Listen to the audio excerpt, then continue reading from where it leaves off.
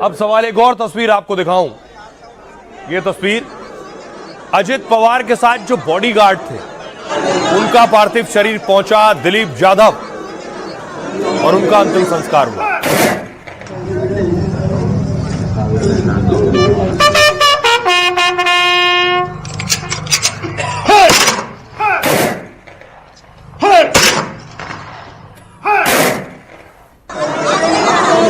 दिलीप जाधव लंबे वक्त तक अजित पवार के साथ रहे, उस दिन भी फ्लाइट में उनके साथ मौजूद थे।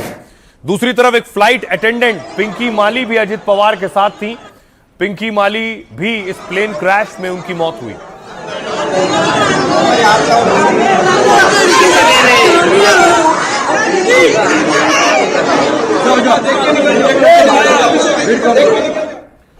वो पायलट जो प्लेन को चला रहे थे, पायलट सुमित, उनका पार्थिव शरीर पहुंचा। अब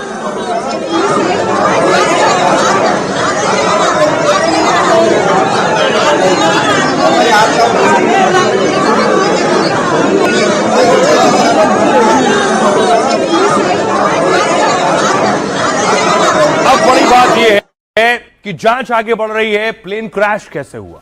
प्लेन का जो सीसीटीवी आया वो अगर देखिए कि प्लेन सीधे नहीं जा रहा है, प्लेन ऐसे खड़ा हो गया है और खड़ा होने के बाद प्लेन क्रैश हो रहा है। देखिए प्लेन पहले सीधे और पूरा प्लेन घूम जाता है, ये देख रहे हैं आप, पूरा प्लेन घूमने के बाद फिर जाकर गिर रहा है। सवाल यह है कि आपने अहमदाबाद प्लेन क्रैश देखा होगा जो सीधा प्लेन जाकर गिरता है। ये प्लेन लैंड कराने की कोशिश कर रहे थे पायलट, अचानक प्लेन सीधा जाने के बजाय ऐसे खड़ा हो गया और उसके बाद गिरा है।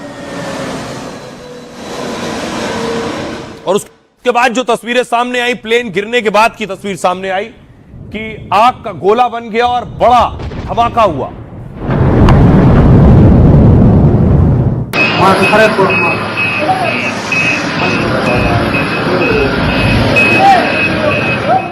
उसके बाद मौके पर आज डीजीसीए की टीम पहुंची थी जांच करने के लिए। तस्वीरें आप देख रहे हैं, सबूत फॉरेंसिक टीम जुटा चुकी है।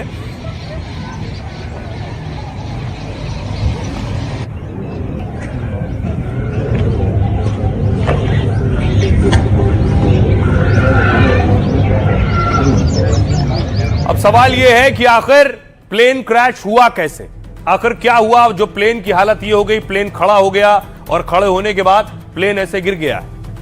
आपको बताऊं कि अजित पवार के विमान क्रैश के बाद सीसीटीवी से खुलासा हुआ। सीसीटीवी में दिखा विमान पर पायलट का कंट्रोल नहीं, विमान अचानक टेढ़ा हुआ, तेज रफ्तार के साथ जमीन की तरफ बढ़ा। वीडियो में दिख रहा है कि विमान बहुत कम ऊंचाई पर था, जमीन से टकराते ही विमान आग के गोले में तब्दील हो गया। क्रैश से पहले विमान हवा में एक तरफ झुकते हुए टेढ़ा हुआ। सवाल यह है कि क्या विमान का संतुलन बिगड़ गया था या फिर विमान में कोई तकनीकी खराबी आई थी। पायलट ने हवा और विजिबिलिटी के बारे में पूछा था। पायलट को विजिबिलिटी लगभग 3000 मीटर होने की जानकारी दी गई। पायलट ने रनवे 11 पर उतरने की आखिरी रिपोर्ट दी, लेकिन बताया कि रनवे नजर नहीं आ रहा। इसके बाद विमान लैंड करने के बजाय हवा में चक्कर लगाने लगा और विमान को सुबह 8:43 के वक्त रनवे 11 पर लैंड करने की अनुमति दी गई, लेकिन विमान की तरफ से लैंडिंग क्लियरेंस का जवाब नहीं दिया गया। सुबह 8:46 पर एयर ट्रैफिक कंट्रोल ने रनवे के पास आग की लपटें देखी और विमान रनवे से 50 मीटर दूर बाईं तरफ पाया गया। विमान के कॉकपिट से आए अंतिम शब्द भी सुनाई दिए। महिला कैप्टन के आखिरी शब्द थे, ओ नहीं। कोई मेडे कॉल नहीं आई, यानी इमरजेंसी में मदद नहीं मांगी गई थी। गंभीर आपात स्थिति में पायलट मेडे कॉल देकर मदद मांगता है, लेकिन अजित पवार के पायलट ने कोई मदद नहीं मांगी। सूत्रों के मुताबिक पायलट ने पोजीशन आंकने में क्या गलती की, खराब विजिबिलिटी के कारण विमान को पुणे डाइवर्ट करने का विकल्प था, लेकिन पायलट ने दूसरी लैंडिंग की कोशिश की। पायलट ने विमान की स्पीड और पोजीशनिंग सुधारने की कोशिश की, लेकिन वो समय पर नहीं हो सका और विमान क्रैश हो गया। फिलहाल इस पूरे मामले की जांच एआईबी कर रही है। सुनिए जरा क्या कुछ कह रहे हैं इस पर एविएशन एक्सपर्ट्स। पायलटिंग कमांड को ही डिसीजन लेना होता है कहीं ना कहीं लैंडिंग के टाइम पे, क्योंकि विजिबिलिटी तो वेराई होती रहती है। आप सपोज आपको जो 1 घंटे पहले, दूसरा वहां का प्रॉपर वेदर रडार सिस्टम तो होता नहीं है, छोटा एयरपोर्ट है, कुछ है नहीं, वेदर रडार नहीं है, कुछ नहीं है, तो वहां पे भी देन पायलट इन कमांड का पिवट रोल हो जाता है कि भाई आप जो आपका नियर बाय एयरपोर्ट है उसकी विजिबिलिटी ले लो, फिर वहां का लोकल वेदर ले लो जो आपको दूसरे सोर्सेज से मिलता है। अब आइए आपको बताऊं बड़ी चीज ये कि पायलट को लेकर बहुत से सवाल उठ रहे हैं। पायलट सुमित कपूर थे। सुमित कपूर साहब के पास लंबा चौड़ा एक्सपीरियंस भी था विमान चलाने का, लेकिन उन पर कुछ पुराने आरोप भी लगे। आइए आपको बताऊं कि आखिर अजित पवार के पायलट सुमित कपूर पर कई आरोप पहले लगे। पायलट सुमित कपूर का रिकॉर्ड चौंकाने वाला है। कैप्टन सुमित के पास 15,000 घंटों की उड़ान का अनुभव था, मतलब अपनी जिंदगी का बड़ा हिस्सा आसमान में बिताया है। लेकिन पायलट के पुराने रिकॉर्ड ने गंभीर सवाल खड़े कर दिए। विमान उड़ाने के दौरान वो 2 बार शराब के टेस्ट में पॉजिटिव मिले। एविएशन नियम उड़ान के दौरान 1 बूंद शराब भी मौत का वारंट है। कैप्टन सुमित कपूर के रिकॉर्ड में 2 बार ऐसी घटना हुई। 2010-2017 में सुमित ने विमान उड़ाने से पहले शराब पी थी। 2010 में फ्लाइट उड़ाने से पहले वो शराब पॉजिटिव पाए गए थे। इस वजह से कैप्टन सुमित कपूर 3 साल तक सस्पेंड भी रहे थे। 2017 में वो फिर शराब के नशे में ड्यूटी पर पहुंचे और पकड़े गए। ऑपरेटर वीएसआर वेंचर्स पर इसको लेकर सवाल उठ रहे हैं। ऐसे पायलट को वीवीआईपी की सुरक्षा की जिम्मेदारी कैसे दी गई? डिप्टी सीएम अजित पवार के विमान को उड़ाने की जिम्मेदारी कैसे मिली? क्या ऑपरेटर ने पायलट के पुराने रिकॉर्ड को ध्यान में नहीं रखा? इस मामले में अब वीएसआर वेंचर्स से भी पूछताछ हो सकती है।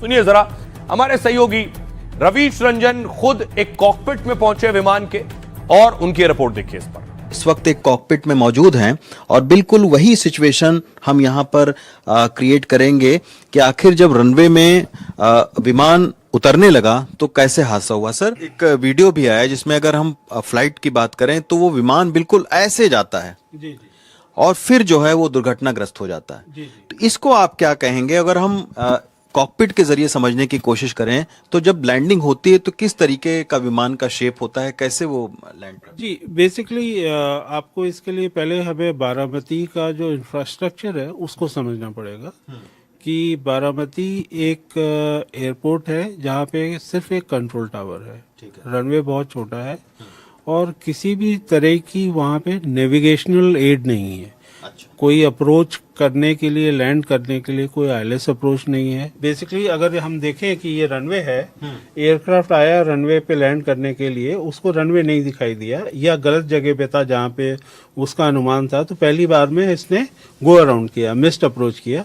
फिर दोबारा ये घूम करके वापस इसने अप्रोच बनाई। हाँ। दूसरी बार भी इसको संभवतः रनवे नहीं नजर आया।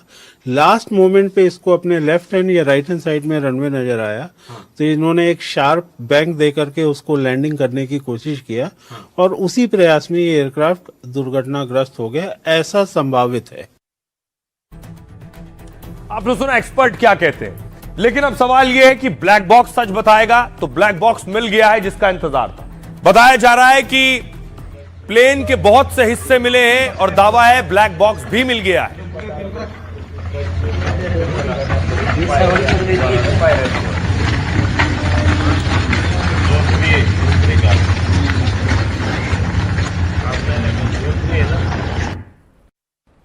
अब देखिए, ब्लैक बॉक्स ही सच बताएगा। कल मैंने आपको बताया था ब्लैक बॉक्स होता क्या है। अजित पवार के क्रैश विमान का ब्लैक बॉक्स बरामद हो गया है। घटना स्थल से प्लेन का ब्लैक बॉक्स बरामद किया गया और हादसे की जांच के लिए इसका मिलना बेहद जरूरी होता है। ब्लैक बॉक्स में फ्लाइट डेटा रिकॉर्डर होता है, साथ ही कॉकपिट वॉइस रिकॉर्डर भी होता है। यह पायलट को क्रू मेंबर्स की बातचीत रिकॉर्ड करता है और लैंडिंग और टेक ऑफ के दौरान ऊंची चर्चाएं भी रिकॉर्ड करता है, जो उस दौरान हुई चर्चाएं।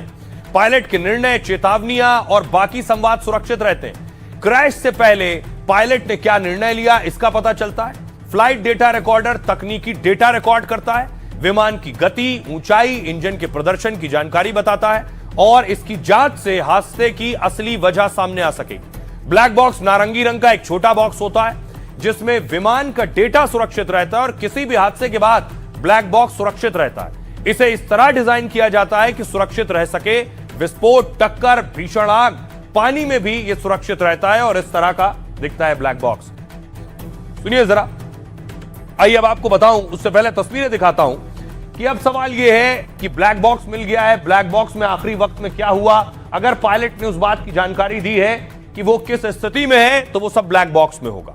लेकिन अब एनसीपी कौन संभालेगा और अजित पवार डिप्टी सीएम थे और डिप्टी सीएम कौन हो गए। तस्वीर आ जाई, एनसीपी के दूसरे बड़े नेता मौजूद थे जिसमें प्रफुल्ल पटेल और छगन भुजबल थे, जो तस्वीरें आप देख रहे हैं। अब अजित पवार महाराष्ट्र के बहुत बड़े नेता थे। इन तस्वीरों से आपको अंदाजा होगा न सिर्फ उनके नेता बल्कि समर्थक भी अपने आंसू नहीं रोक पा रहे।